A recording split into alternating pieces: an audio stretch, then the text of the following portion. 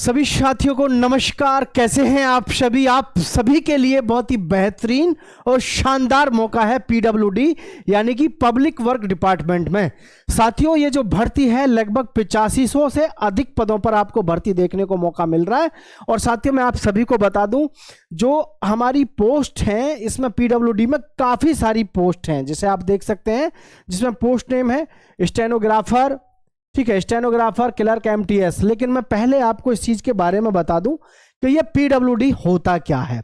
साथियों, पीडब्ल्यूडी का मतलब होता है पब्लिक वर्क डिपार्टमेंट। आपने देखा होगा पब्लिक वर्क डिपार्टमेंट का मतलब मैं समझा दूं, जो सड़क बनती हैं, बड़े बड़े ब्रिज बनते हैं, फ्लाईओवर्स बनते हैं, सड़क परिवहन के साथ साथ इसमें कौन सहयोग करता है? पीडब्ल्यूडी।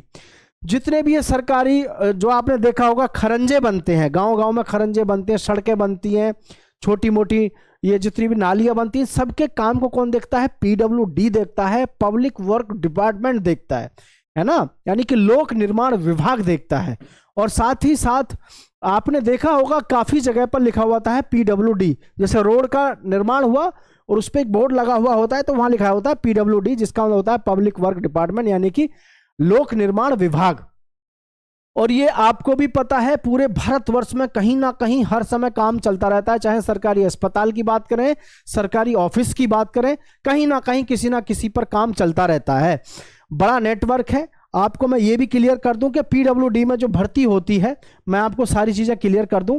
पीडब्ल्यूडी में जो भर्ती होती है साथियों, इसमें बहुत सारी कंपनियां होती हैं जो इनको मतलब प्राइवेट रूप से भी मतलब कर्मचारी देते हैं। जैसे L&T होता है, L&T, ठीक है, L&T नाम की ये कंपनी होती है जो प्राइवेट है, जो कि लोन वगैरह भी देती है और कर्मचारियों को मतलब ट्रेंड करती है, अपने पास रख कर ट्रेनिंग देती है और फिर इनको पीडब्ल्यूडी को दे देती है या अलग अलग विभागों में जो है ये पहुंचाते हैं प्राइवेट रूप से।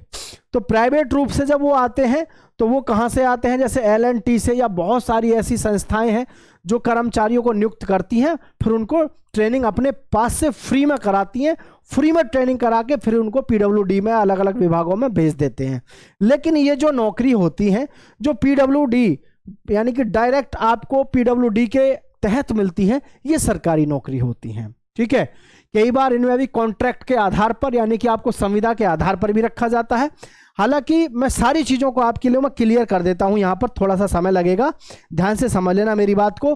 जैसे पीडब्ल्यूडी है यानी कि लोक निर्माण विभाग, ठीक है, लोक निर्माण विभाग।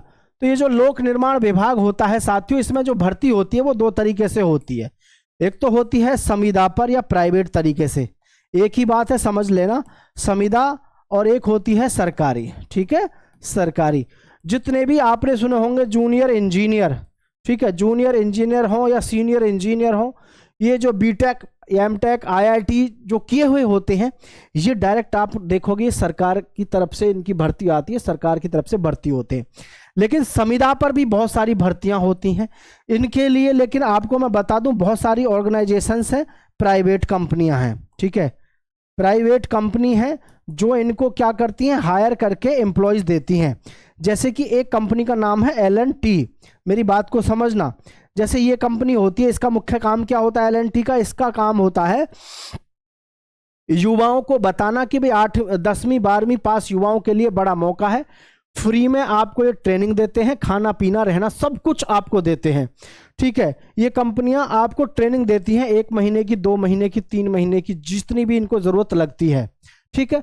जगह जगह पे बहुत सारी कंपनियां खुली हुई हैं जहां पर युवा फ्री में खाते पीते रहते हैं, ट्रेनिंग करते हैं, और उसके बाद फिर ये प्राइवेट जो कंपनी होती हैं ये पीडब्ल्यूडी को दे देती है संविदा पर उन लड़कों को। मतलब समझ रहे हैं? मतलब सीधा सा है, ये कंपनी जो होती है फिर इनसे अपना पैसा वसूलती हैं या पैसा लेती हैं। जैसे कि मैं आपको ऐसे समझा दूं, जैसे एसएससी है, एसएससी भर्ती करता है जीडी की, एसएससी जीडी की, इसमें फिर ये आईटीबीपी, असम राइफल, सीआईएसएफ सबको अलग अलग ये जो है चुन करके अलग अलग सिपाही भेज देता है। ऐसे ही काम बहुत सारी कंपनियां करती हैं पीडब्ल्यूडी के लिए। लेकिन पीडब्ल्यूडी जब भर्ती निकालता है तो इसमें ज़्यादातर आपकी भर्ती कैसी होती है? सरकारी होती है, ठीक है। तो मैं जिसके विषय में आपको बताना चाह रहा हूं इसको ध्यान से देखिएगा, ये भर्ती आपके लिए बहुत ही बेहतरीन और खास होने वाली है, ठीक है। तो भाई सभी युवा साथी ध्यान से देख लीजिएगा, लंबे समय से वैकेंसियों का आपको इंतजार रहा होगा। ठीक है, देखिए स्टेनोग्राफर के लिए आपको पता होना चाहिए 12वीं पास आप होने चाहिए। क्लर्क के लिए आपका 12वीं पास होना आवश्यक है, प्लस आपको टाइपिंग आनी चाहिए। पहले ही मैं आपको क्लियर कर दूं, टाइपिंग नहीं आती है तो क्लर्क में फॉर्म मत डालना। MTLS के लिए आपका 10वीं पास होना अनिवार्य है, और ध्यान रहे इंग्लिश आपकी आती है, सब्जेक्ट आपका इंग्लिश। क्लर्क के लिए आपका MTS के लिए फॉर्म भर रहे हो तो इंग्लिश आपको आनी चाहिए, इंग्लिश का पेपर होता है। ठीक है, असिस्टेंट जूनियर इंजीनियर, भाई इनके लिए आपको BE होना चाहिए, बीटेक इंजीनियर आप होने चाहिए, ये ध्यान रखना। बीटेक वगैरह होते हैं, IIT वाले होते हैं। नर्स है, सुपरवाइजर है, तो भाई जो सुपरवाइजर होते हैं, सुपरवाइजर जैसे बहुत सारी साइटों पे कंस्ट्रक्शन का काम चल रहा होता है, तो वहां पर जो इनका काम काज करने का तरीका होता है उसको सबको देखने का, सुपरविजन करने का काम इनका काम होता है। ठीक है, और आगे आप वैकेंसी देख सकते हैं, आगे हैं वैकेंसी आपके पास में काफ़ी सारी, जैसे लाइब्रेरियन हो गया, भाई बहुत सारी बुक्स वगैरह होती हैं, कंप्यूटर ऑपरेटर हो गया, कैश वर्कर हो गया, पियोन हो गया, ड्राइवर हो गया। ठीक है, इनकी वैकेंसियों की विषय में भी मैं आपको बता देता हूं, इनकी योग्यता क्या क्या आपको चाहिए होती है। तो यहाँ तो सारी वैकेंसियों की योग्यता आपको पता चल गई। अब जैसे लाइब्रेरियन है तो इसके लिए कम से कम 12वीं पास आपका होना अनिवार्य है। कंप्यूटर ऑपरेटर के लिए 12वीं पास होना अनिवार्य है, प्लस कंप्यूटर का आपको अच्छे से ज्ञान होना चाहिए, कंप्यूटर का ज्ञान आपको अच्छे से होना चाहिए, ये ध्यान रखना कभी आप फॉर्म भर दो। ठीक है, केस वर्कर, भाई इसके विषय में मुझे जानकारी नहीं है ये क्या होता है, लेकिन पियोन की बात करें तो इसके लिए आपकी 10वीं पास होना जरूरी है। और भाई ड्राइवर की बात करें, आपका 10वीं पास तो होना जरूरी है ही है, प्लस आपको ड्राइविंग आनी चाहिए ही चाहिए, यानी आपको ड्राइविंग टेस्ट से गुजरना ही है।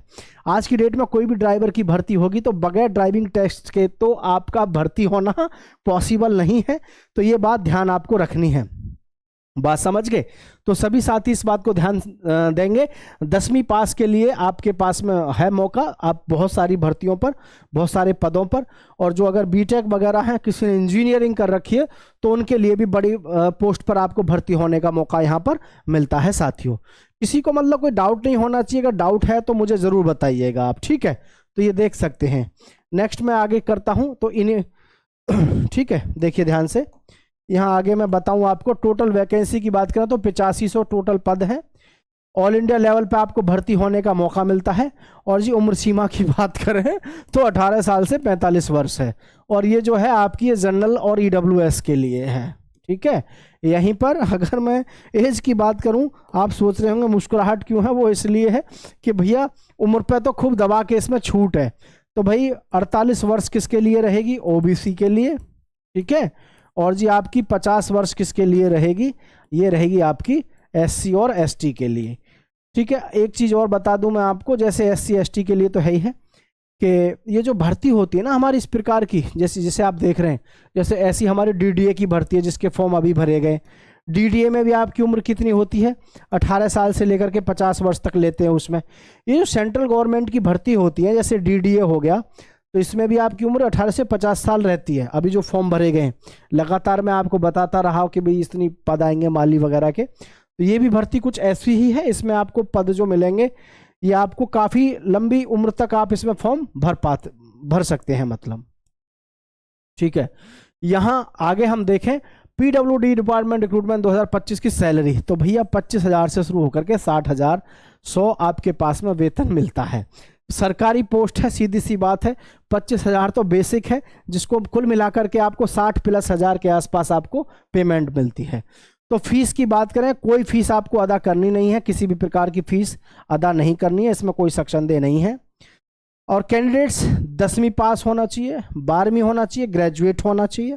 ये हालांकि मैं आपको पहले ही बता चुका हूँ, प्राइवेट के लिए 10वीं 12वीं ग्रेजुएशन के लिए तो मैं पहले ही आपको बता चुका हूँ।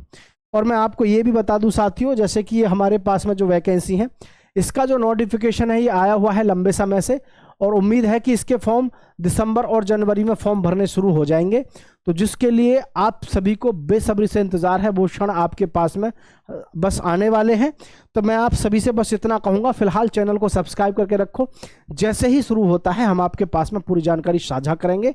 फिलहाल के लिए आप सभी का बहुत बहुत धन्यवाद और आभार। ईश्वर से कामना है जल्दी से जल्दी आपको सरकारी नौकरी मिले। जय हिंद, जय भारत साथियों।